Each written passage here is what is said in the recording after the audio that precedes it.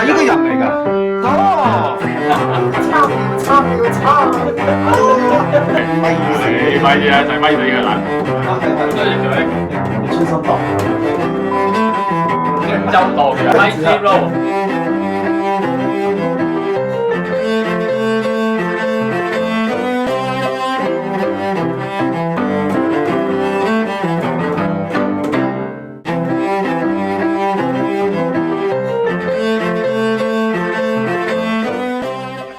點樣去學嗰件樂器？睇下就好夠噶啦。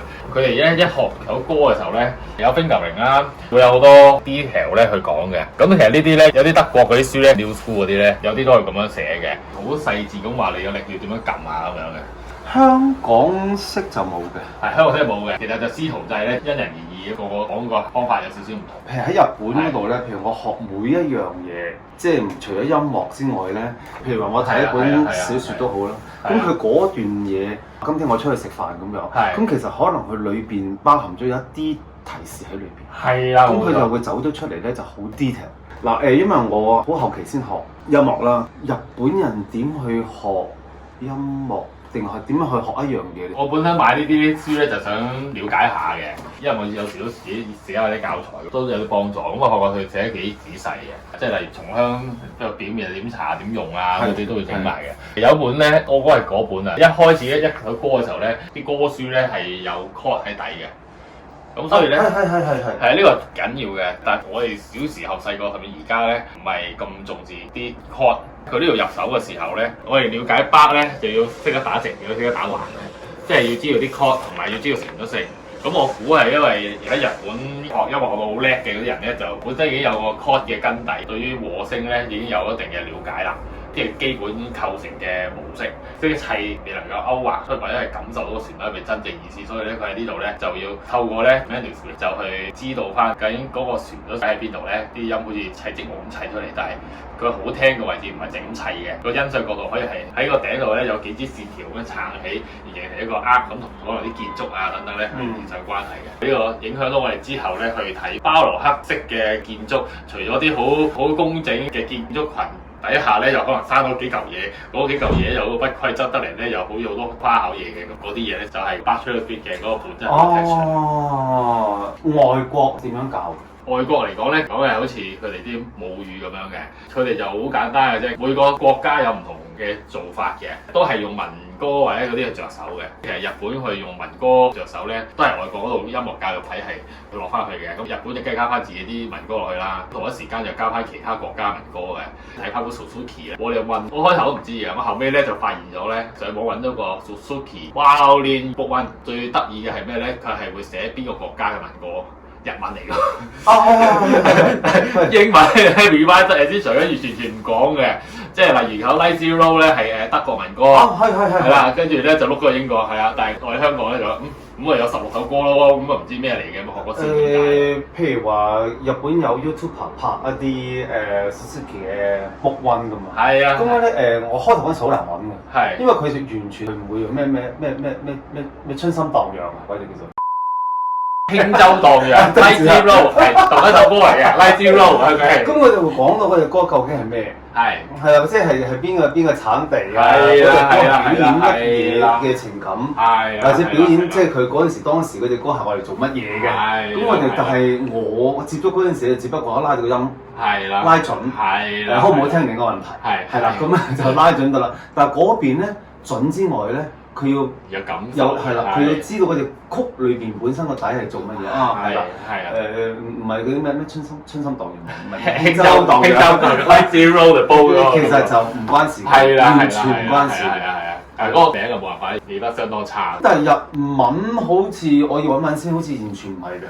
反而日本嗰啲歌咧，就未必係用呢個方式去諗咯。所以日本人保存自己嗰套文化咧，亦都好有一手嘅。但係同一時間咧，佢又用咗西方嘅教學方法咧，去令到啲國民對於美學上面有一個好廣闊嘅理解嘅。所以唱日本歌咧，即係唔係講現代，即係譬如我講90年代，你覺得好似好容易入音卡拉 OK 嗰度，因為佢本身佢執得好細緻，係啊，好工整嘅係。講到咁 detail 嘅話咧，我諗係台灣書都台灣得其實跟日本係啊，因為台灣人俾日本本地過覺得日本呢啲嘢係幾好嘅。譬如話呢啲咁樣嘅力度啊，呢啲咁其實好難得嘅。呢對於我哋亞洲人體型冇咁大隻咧，更加係需要呢啲嘅。同埋佢會話咧翻俾你聽，例如呢啲話條線有個反撞力啊，你個力嘅擺放方向係點啊？咁呢啲係對我哋嚟講尤其重要。其實你咁延按延啲地方咧，其實咁 detail 嘅嘢非常之咁樣就會比較清楚。係啊。YouTube 已經雖然有講咁，但係有時睇文字嗰度咧，容易感覺到佢做乜。係啱啊，呢個就同埋日本書你真係特別靚。你淨係睇圖都知道究竟佢話你呢個角度點樣攞啊？究竟我係咪咁樣垂啊？定係爭有幾高啊？差幾高咁？其實已經係好 detail 到咧，可以話俾你聽每個角度點樣去攞，跟住就點樣攞個彈個 chord，究竟嗰個爭位有幾高？呢啲咁細微嘅地方其實好難得嘅。有啲俄羅斯嘅書咧我都有㗎，但係咧個 presentation 方式或者係佢哋個諗法咧完全唔係咁樣嘅，大粒粒咁樣。佢啲圖係就咁一條線嘅啫，因為佢哋太大隻啦。你而家買唔到㗎，而家冇人買嘅放喺度。同埋呢本太學術性係咪咧？極度學術性，即係學到咧，你先學咗啲文法先啦。冇錯，哇咁樣唔使睇嘅咁樣。你譬如話你呢一版咁樣，係啦，呢啲咁嘅角度，係啦，冇錯啦。其實咧呢個已經一睇已經明。咁但係呢個乜鬼咩嚟嘅？係啊，係人體力學啊，定係言嘅力學啊，定手踭嘅力學啊，定係？哦，呢個圖係理性 and 抽象嘅抽象畫嚟嘅。首先咧 ，A、B 咧就係呢個身體打直嘅位。係呢個人嚟㗎。哦，係啊，呢個人嘅中軸線，然後呢四條線 A、D、G、C 咧，要咧喺個中軸線側側地咁樣諗先咁樣啦。好啦，然後咧呢四條係咩咧？就係個右手嗰個手踭嚟。然後咧你要咁樣擺啦，係少少行出去，跟住呢條斜線咧你就拎隻手出去咁樣嘅。呢個問題係咩咧？佢用平面去表達一個立體嘅概念咧。平面代表立體，但係平時係你同佢要咁望，你望唔到嘅。你要即係拉過咧，你就望翻咧。原來其實呢個立體嘢嚟嘅喎。你睇佢條線嘅投射咧，呢個係立體啦咁樣。如果唔係咧，你望住呢四條嘢咧，唔知做乜嘅完全。算啦，不如我幫你譯晒呢啲仲好啦。阿文部省呢啲都係其實軍曲嚟，咁但係佢有Foster 啦。咁佢寫啲練習曲啦。咁佢會入啲平時嗰啲練習曲喎，Soda 嗰啲人頭先喺度有喎。呢個緊要，呢啲緊要。係啊，我平時畫嗰啲公仔咧就係呢啲嚟嘅。呢啲幾簡單。係啊，因為幾容易理解得到我嗰個運功嘅模式啊，係啊。呢個點接高？成日都係講呢樣點㗎嘛，跟住啲學生成日都唔做㗎，好痛啊！咪係啦，咪住佢，咪死你，咪住啊，就係咪死佢嗱，由呢個角度射入去嘅。哇！係啊，呢本嘢係好嘢嚟㗎，買嗰時都唔多覺。跟住有兩個投射角度啦，左手係呢邊，跟住右手個心口要頂起托住。呢個都係緊要。呢一個咧，我到而家仲喺度好迷惑咁樣，原來呢幅圖已經講俾我聽，究竟係咩叫正確？即係究竟我琴日應該咁樣擺啊，定係咁樣擺啊，定係咁擺啊，定咁樣擺咧？佢講得清清楚楚。係，即係我哋亞洲人都係嘅。佢話俾你聽個琴咧要斜少少啦。其實我哋以前啲老師咧，有時都會咁樣教嘅。有咩好處咧？佢而家咁擺俾你咧，個琴係直嘅，你個身側側地咁樣啦。拉過嚟嘅時候咧，條 A 線咧，你會冇咁辛苦，右手手踭冇拎得咁高嘅。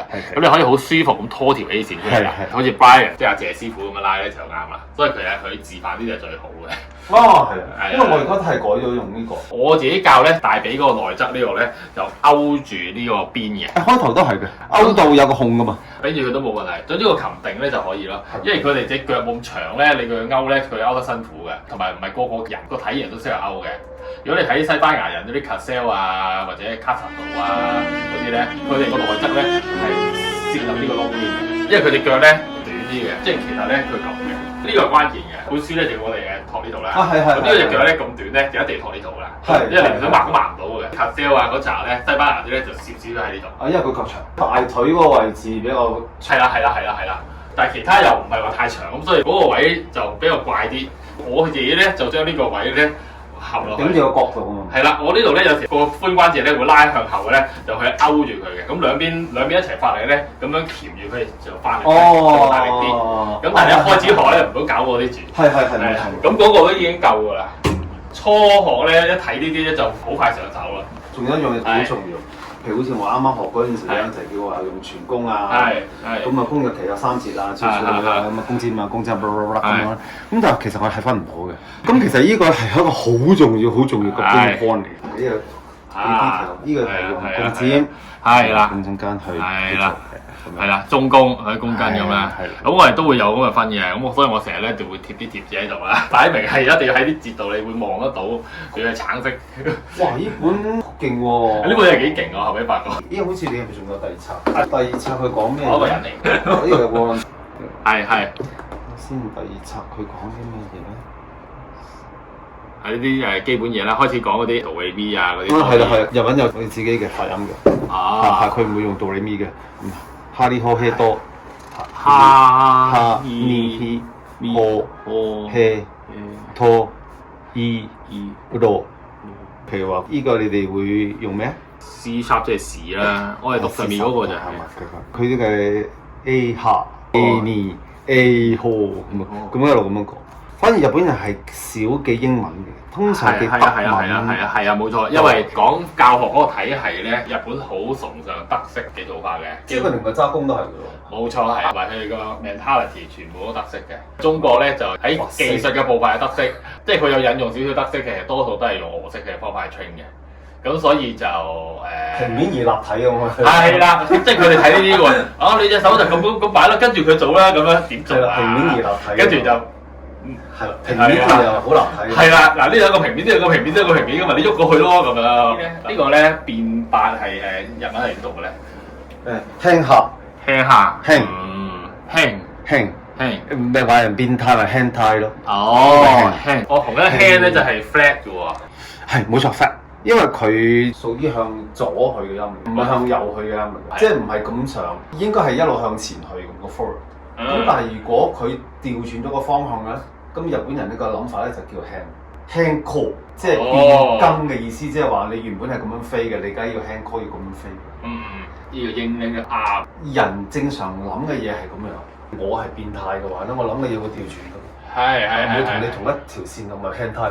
中國音樂嗰邊咧，標記 sharp 同 flat 跟翻清朝康熙嗰個律令正義，佢用清同濁嘅概念去諗嘅。清係 sharp，濁係 flat 啦，我記憶中係啦。學名嚟講咧，都有個叫做變子嘅，即係工商角子 sharp 化或者係 seven 啦，都有個變字嘅。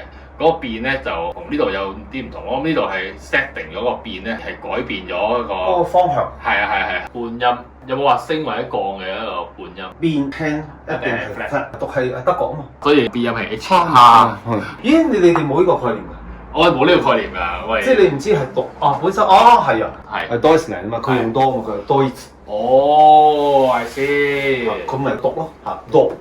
呢個 E 係意大利。OK。米咧？米係美國係嘛？係咯。係啊。咁我哋米國㗎嘛。OK。嗰啲旗啊嘛。OK。呢本第二本嗬。呢本應該係開始講下啲 hand position 嘅嘢多啲啦。呢幾粒字咧係發音嚟嘅。Mi fa mi fa so。咁我可以唔使喺度自己咁辛苦揾咯，即係知道自己你呢個係 mi fa 嚟嘅。咁呢度已經開始有嗰個 sofa name 嘅概念，因為之前個 Volume One 咧定咗我之後咧，咁你個腦已經唱住啲 sofa name 去揾嗰啲1、2、3、4手指啦。我學琴嗰陣時咧，就總之我就自己拉啱個音咧就算㗎啦。日本嗰邊咧就首先學唱，先學拉，好似國內都好似係。國內係啊，好嚴謹嘅 oral 係啊。係都係先唱後拉嘅。係啊，冇錯。你一係邊唱邊拉咁樣。我記得係，因為我曾經睇過國內一個女士嚟嘅。拉得真係好咁樣，一拉好咁樣，你要唱，佢出過幾本嘅書嘅，我喺屋企有嘅。係。咁我第一頁一拉咧就係東方紅，同埋北部省民歌咁樣，好似唔係太啱香港。山蒙咩民歌精選集嗰啲咁樣。呢個咧係宋圖宋圖你一講東方紅我就諗起呢本，因為呢個第一本真係東方紅，好正啊！美麗的小花，第三首東方紅。呢個點讀啊？呢個祁蒙山歌啊！祁蒙山歌真係啊，冇錯。我以前已經係學咗嘅中樂系咧，要唱呢啲歌㗎，要喺度扮嗰啲咁嗰啲咧要唱嘅，即係要模仿唔同地區嘅 style。嗱，我諗我哋要學呢只係咪大紅棗兒送親人啊？係啊，冇錯啊，好怪啊，好正喎！係啊。跟住佢又會模仿啲船歌啦，呢個黃連衫，黃連衫，跟住有遊擊隊歌啦。哇，好勁喎呢個！啊，呢啲全部都係蘇聯嘢嚟嘅。蘇聯佢學得好快嘅，因為當年蘇聯無啦啦變咗文藝同埋軍事嘅其中一個強權啦。哇！呢本好勁，好有國內嗰陣味，陣味都喺度，好有文學氣息啊！你睇下嗰啲色彩已經。呢個咧就係上海學派嗰邊嘅一個宋圖。咁佢就跟翻一個體系咁樣去教咧，就好似編咗教程咁樣咯。咁有第三冊嘅，第三冊咧難咗啦。咁所以咧，你嗰個手臂擺嘅時候，係咯，係應該對應邊個手指個位係 feel 到多啲力。呢幾個表係犀利。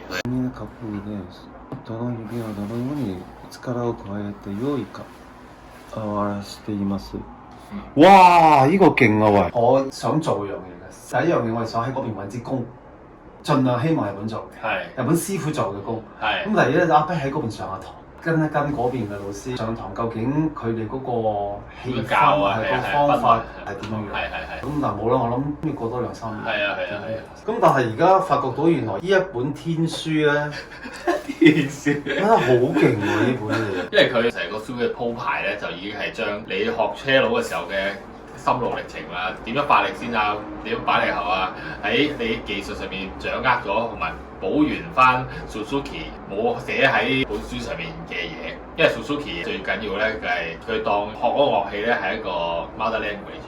阿媽講啲乜，細路仔你跟住做啲乜，你就會識嗰樣嘢啦。咁所以學習過程咧，就成日都好想阿爸阿媽咧都一齊去學識嗰樣嘢嘅。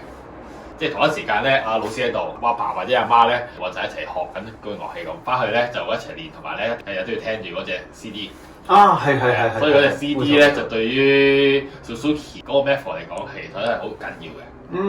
聽到佢咧，你唔使諗咧，一坐低無啦啦就，我拉咗嘢啦，係喎，好好聽喎，係啦，你隻手唔知點解擺啱喎咁樣咯。咁但係好需要嗰個老師本身咧係好識得因應個學生嘅情況去整啱佢咯。但係呢啲咧，佢反而好仔細咁講你呢個位用力，呢個位用力。咁你睇完之後咧，你已經有個感應咧，知道咁啦，咁你就去實踐，係啦。細隻手指，細隻手指，